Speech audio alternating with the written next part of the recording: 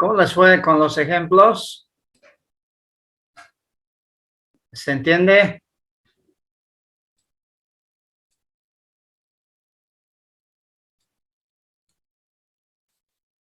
Parece que todavía nos avisaron, ¿no? Bien. Pero nosotros debemos seguir. Estamos con el potencial eléctrico.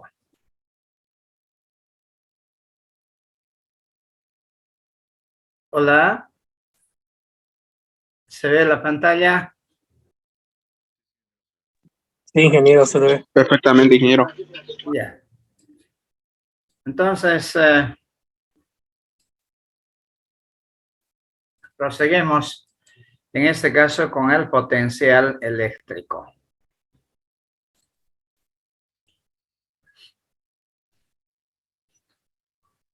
En este punto, a diferencia de los puntos anteriores, vamos a seguir estudiando la influencia que ejerce una carga en el espacio que les rodea, pero ya no mediante un vector. Ese vector, recuerden que se llama campo eléctrico, sino a través de una magnitud escalar llamado ahora potencial eléctrico. Nuestro espacio, que estaba descrito por vectores, se llama campo vectorial. Ahora, en cambio, como va a estar descrito por una cantidad escalar, se llamará campo escalar. Entonces, a cada punto le vamos a asociar una función escalar llamado potencial eléctrico. ¿Sí? De eso trata entonces este capítulo. Para muchos puede ser una excelente alternativa. En lugar de trabajar con vectores, puede trabajar con escalares. Bien.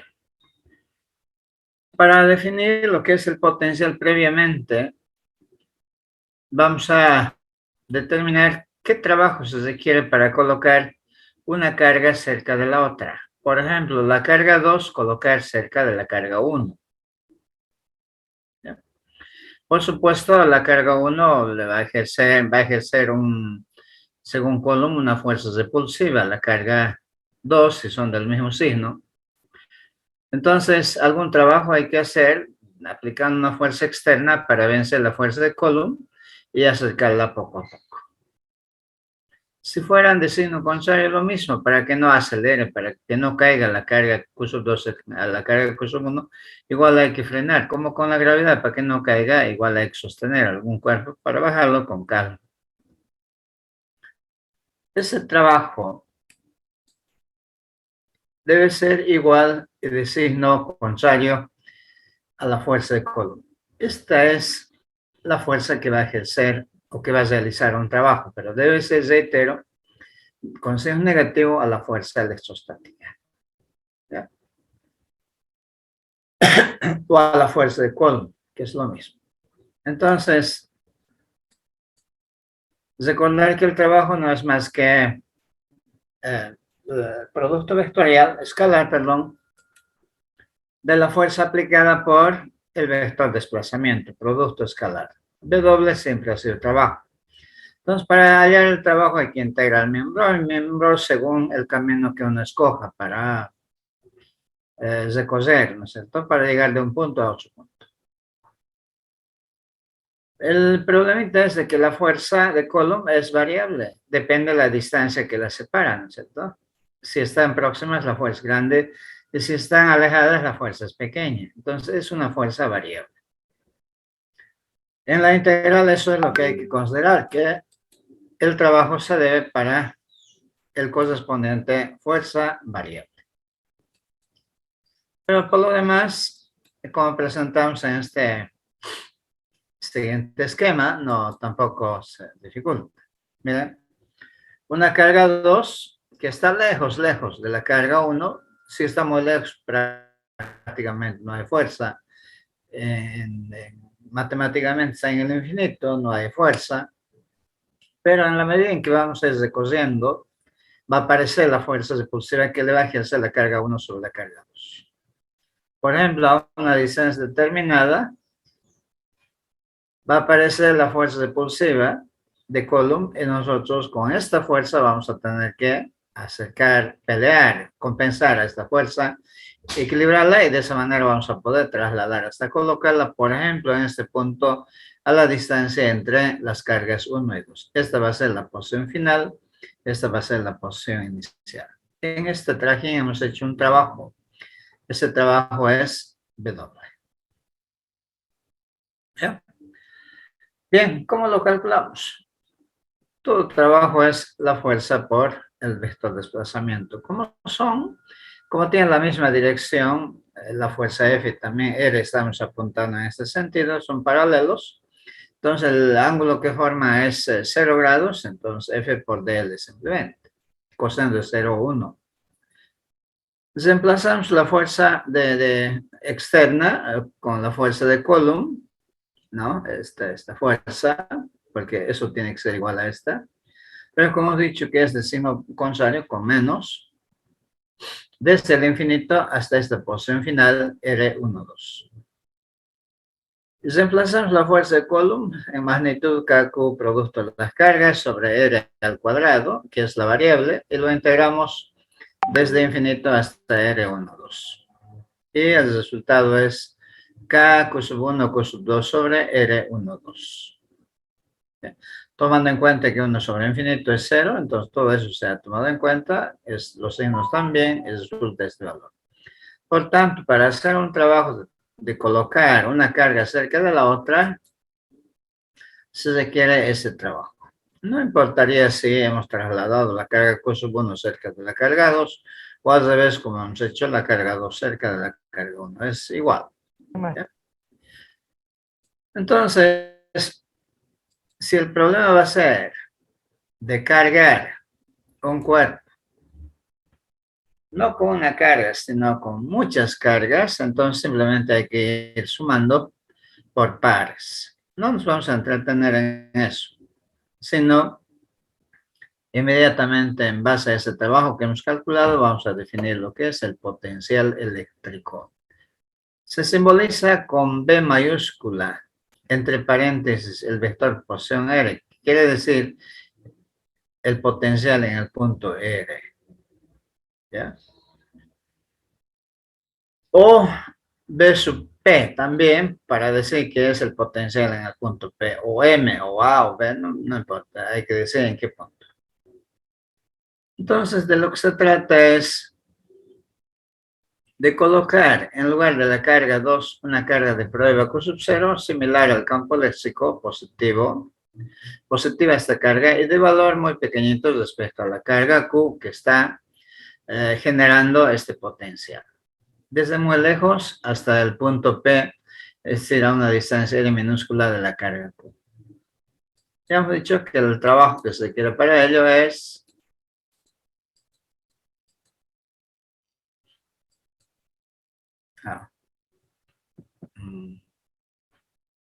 entonces, aquí está la carga Q, y aquí hemos colocado la carga Q sub 0, llevándole de lejos, arrasando, lo hemos colocado ahí, Q sub 0.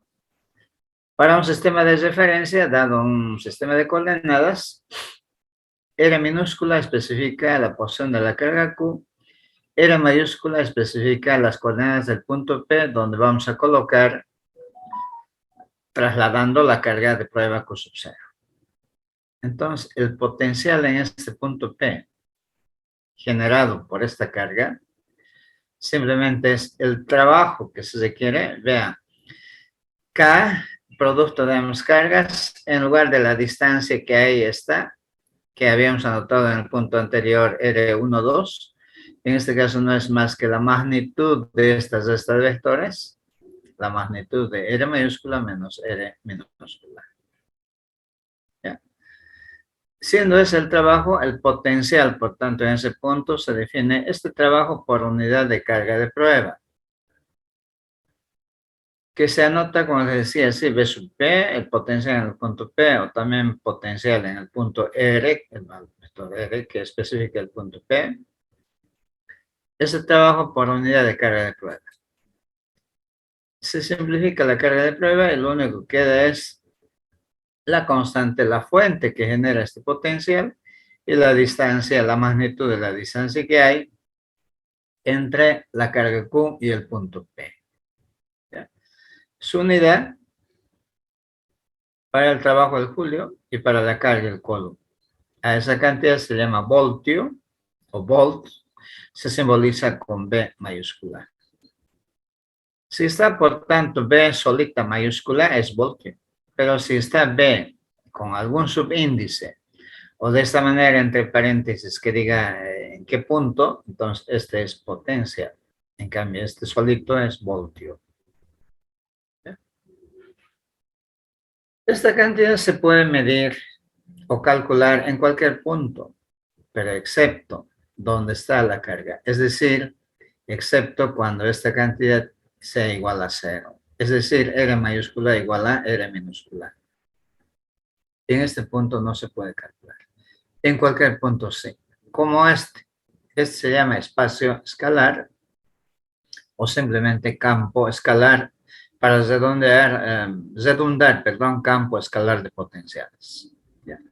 En el punto 1, especificado por P sub 1, vamos a definir potencial 1. En el punto 2, el potencial V sub 2. En el punto 3, el potencial V sub 3. En el punto 4, por V sub 4. Y cada punto ahora va a estar definido por un potencial, el correspondiente a ese punto generado por esta carga puntual. ¿Ya? Esta es la definición más resumida de lo que nos interesa a nosotros, el potencial.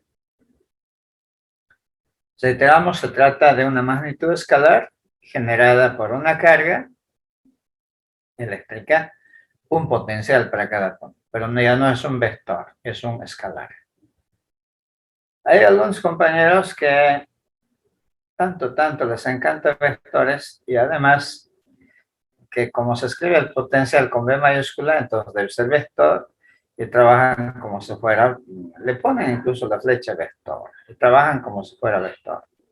Eso no es un error, decía en alguna oportunidad, sino es un horror. Y al revés, al campo léxico considerarlo como escalar, no, es otro horror, no es un error. El campo eléctrico es un vector y el potencial eléctrico es un escalar. Como escalar hay que tratar. Bien, consultas sobre la definición de potencial.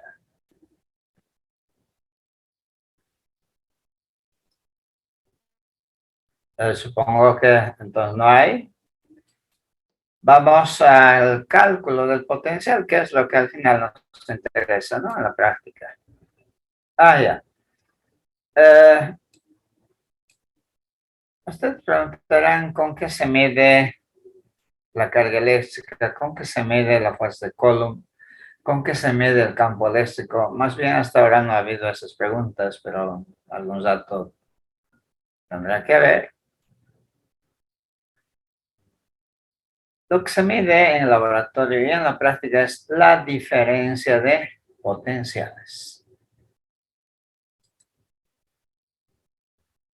Es decir, un potencial de un punto se compara con el potencial de otro punto. La resta de dos potenciales es lo que se llama la diferencia de potenciales.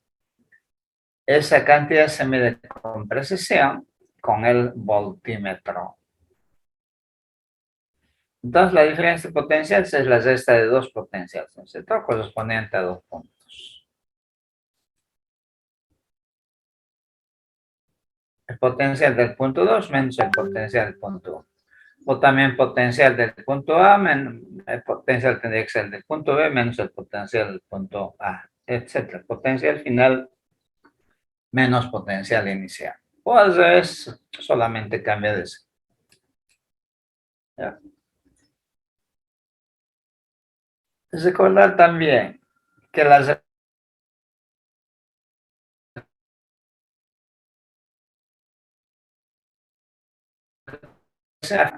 se lo hacen equipotenciales. Los equipotenciales se definen como aquellos puntos que tienen una diferencia de potencial cero, es decir, aquellos puntos que tienen el mismo potencial. 10 voltios menos 10 voltios va a dar 0. Entonces, 2 puntos son equipotenciales. En el espacio, entonces, alrededor de una carga o un conjunto de cargas, se pueden observar la presencia de líneas equipotenciales o de superficies equipotenciales o espacios equipotenciales. ¿Ya? La simple definición, reiteramos, es de que es puntos, no la diferencia potencial entre tres puntos llamados equipotenciales debe ser 0 o 1. El voltímetro, entonces las agujas del voltímetro no se van a mover. Entonces, dos puntos que hemos hecho contacto están al mismo potencial. Son equipotenciales. Algunos ejemplos de presencia de equipotenciales. Para carga puntual, por ejemplo, recordar que las líneas de campo son líneas radiales divergentes y aquellas líneas, y en el espacio superficies, que tienen el mismo potencial son circunferencias concéntricas a la carga. Por estar a la misma distancia, parece ser obvio, ¿no? Aquí debe haber, por ejemplo, 100 voltios, 100 voltios, 100 voltios. Entonces, todos estos puntos que corresponden a estas circunferencias son equipotenciales. Lo mismo, si está para esta circunferencia, para esta equipotencial, si tenemos, por ejemplo, 200 voltios, aquí 200, 200, 200, la resta para 2 puntos siempre va a ser igual a 0. Y así hay una infinidad de líneas equipotenciales. Por tanto, este espacio se puede representar, si quieren, por líneas radiales o por circunferencias concéntricas. Lo que está con rojo son las equipotenciales y lo que está con negro son las líneas de campo eléctrico. Lo mismo para el dipolo eléctrico, vean las líneas de campo con verde, con rojo y las equipotenciales con verde. ¿Ya?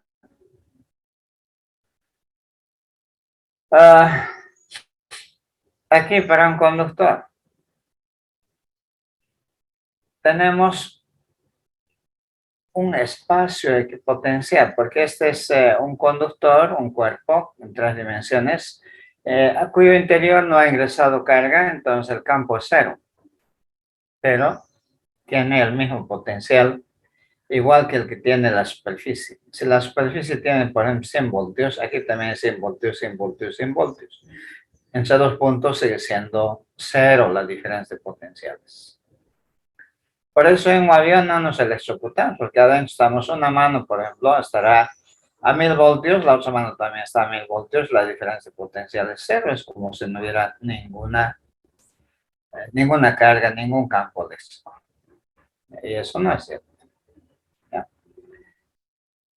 Pero para el espacio exterior, como las líneas de campo son líneas radiales divergentes, en cambio las superficies equipotenciales son así, la misma superficie del conductor es una equipotencial y estas superficies paralelas prácticamente al cuerpo que va inflándose en el espacio son las superficies equipotenciales.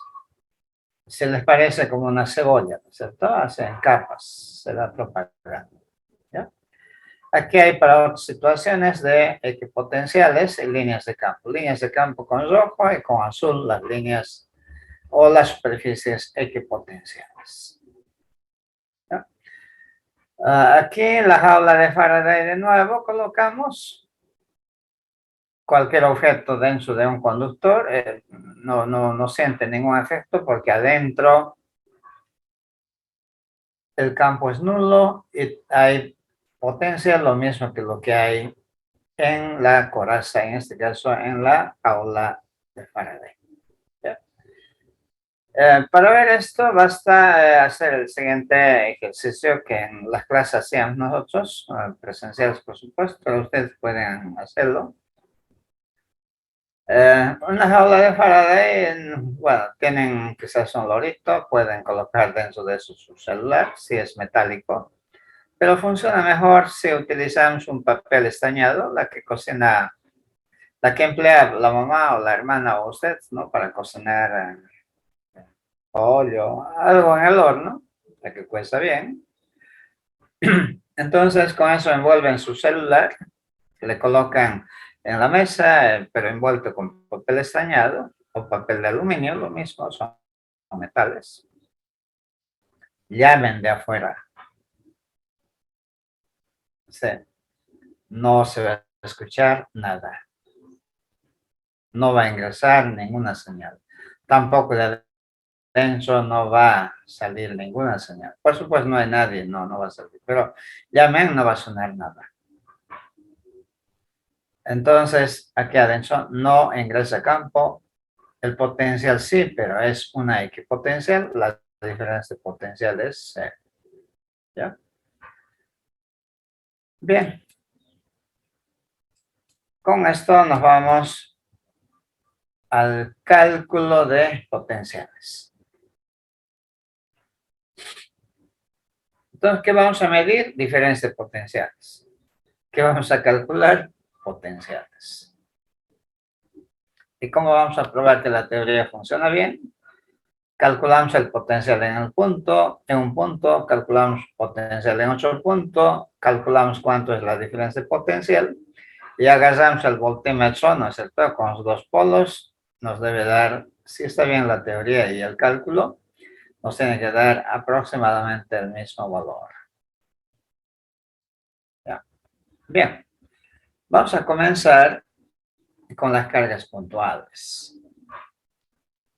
¿Cómo se calcula el potencial para 1, 2, 3, 5, 20, 50 cargas puntuales? Aquí, para que nuestras expresiones matemáticas no sean extensas, solamente trabajamos por este modelo con 3 cargas. Una carga positiva de 10 nanocoulomb, otra de 8 nanocoulomb y otra negativa de 5 nanocoulomb. Y se pide que ellos están colocados en puntos, en este vértice, en la mitad de este lado, de esta arista, vean.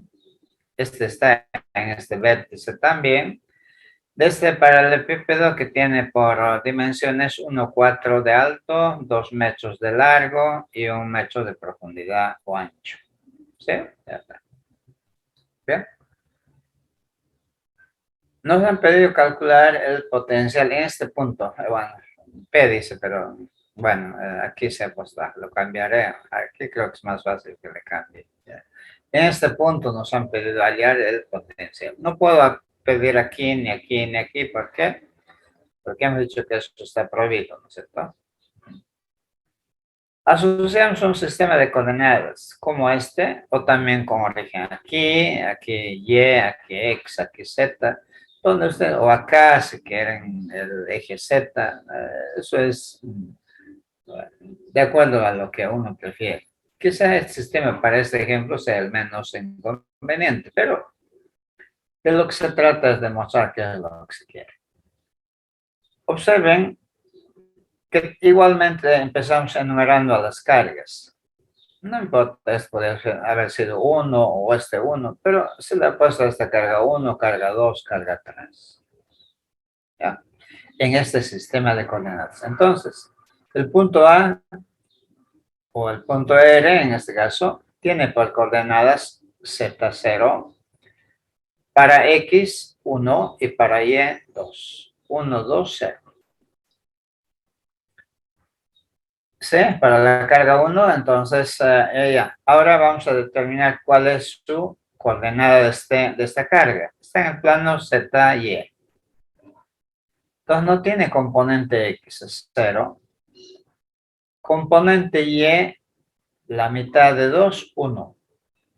Y Z es esta altura, 1,4. Esta es la coordenada de la carga 1. Esta es R sub 1.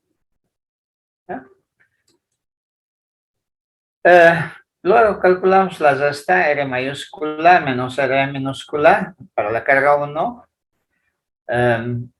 1 menos 0, 1. 2 menos 1, 1. Y 0 menos 1,4 menos 1,4. Su magnitud aproximadamente 1,99. Componente x al cuadrado, componente y al cuadrado, componente z al cuadrado, es raíz cuadrada, 1,99. Me corrigen si está equivocado. Lo mismo hacemos para la carga 2. Bueno, primero estoy calculando su potencial. Basta reemplazar, ¿no es cierto? El potencial para una carga es constante K, la carga que genera ese potencial y la distancia que hay de esa carga, del punto, perdón, a esa carga, esta. Perdón, esta distancia. Pero esa es la resta de estos vectores. Como tengo toda la magnitud, entonces les reemplazo 45,2 voltios. De forma idéntica hacemos para la carga 2. Observen, la carga 2 está acá. Está en el plano XZ.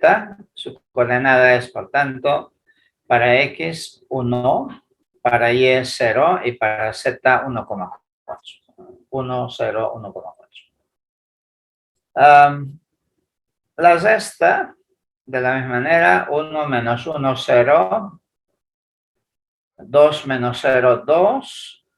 0 menos 1,4, 1 menos 2,44. Su potencial, reemplazando estos valores, 29,4. Ingeniero, disculpe, ¿cómo ¿Ya? saca 2,44? Hasta aquí estamos bien. R mayúscula. Sí, sí entiendo, solo la respuesta nomás no sé cómo sacar. 0, ¿está con calculadora? Sí, Ya. 0 al cuadrado, 0, ¿no es cierto? 2 al cuadrado, 4. Más menos 1,4 al cuadrado. Eleve, por favor. Y sumamos con 4.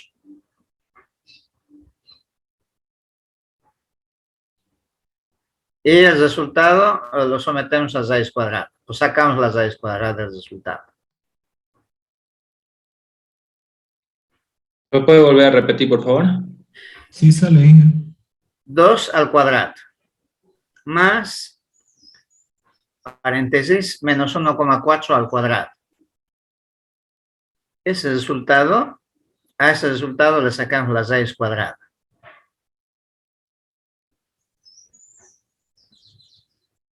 ¿Cómo sacamos la magnitud de cualquier vector? Muchas gracias. ¿Lo ven? Así sale. Sí, muchas gracias. ¿No? Ya está. 29,4. Lo mismo hacemos para la carga 3, que está por aquí. Observen, no tiene componente X ni tiene componente Z, solamente tiene componente Y. Y 2. La resta de los vectores, su magnitud 1. 1.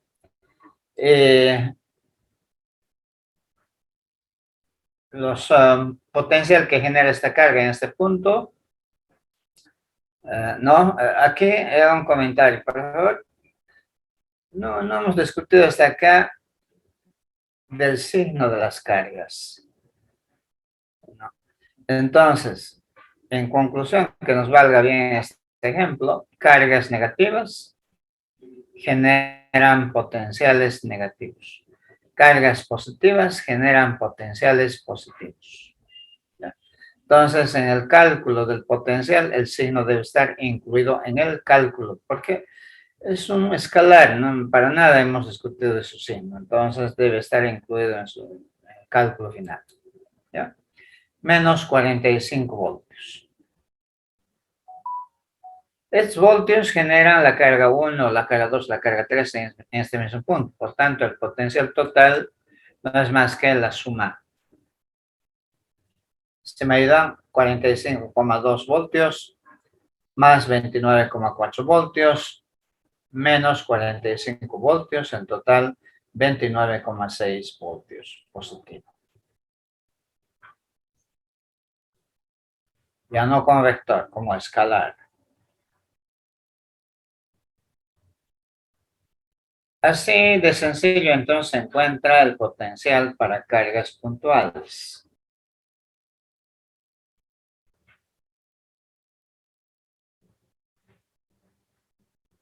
Bien. Ahora nos toca para distribuciones continuas de carga. No se asusten, exactamente la misma formulación. Y lo hacemos directamente para una varilla, por ejemplo, que está vertical y lo asociamos al eje Z, cuya longitud es 12 metros total, lleva una densidad de carga uniforme lineal 32 nanocoulomb sobre metro, o sea, esto es lambda, ¿no? Calcular el potencial en este punto, cuyas coordenadas son -1 para X, 2 para Y y 2 para Z. ¿Ya? Entonces, asociamos un sistema de coordenadas, bueno, ya está, ¿no? Y R minúscula para nosotros es ese pedacito que, como el caso del campo eléctrico, tomamos sobre el cuerpo cargado, en este caso de longitud de Z, y allí está depositada una carga diferencial tan pequeñito como carga puntual del tamaño de Q, que es lambda por dz. Entonces, tipificamos así, ubicamos así con R minúscula y con R mayúscula el punto donde nos piden hallar el campo. Igualmente, calculamos la zesta de estos vectores que nos da en magnitud la distancia que hay de esa carga puntual al punto P. Listo. Este punto que hemos escogido está sobre el eje Z a la distancia Z del origen del sistema de coordenadas. Entonces, las coordenadas del vector R mayúscula -1, 2, 2. Las coordenadas del vector R minúscula no tiene componente X ni tiene componente Y, pero tiene componente Z. Y es variable porque tiene que cubrir desde 0 hasta el total, los 12 metros. Variable. Bien. ¿Cuánto vale entonces la zesta? Lo calculamos, su magnitud en función de la variable z. El cálculo, el generado por una diferencial de carga, también será una diferencial de potencial. De Q se ha reemplazado por lambda por dz y ahora se va a integrar miembro a miembro. ¿Cómo varía? Que tampoco calculé, y si ustedes me hacen el favor, a